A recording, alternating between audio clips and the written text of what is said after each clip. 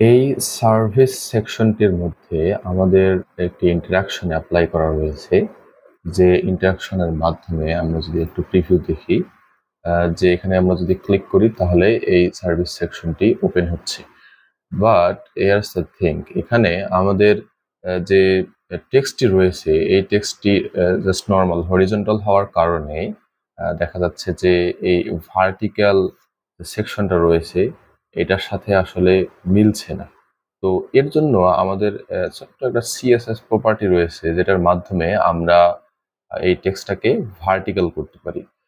যেটা আসলে ওয়েবফ্লোর মধ্যে নেটিভলি এভেইলেবল না।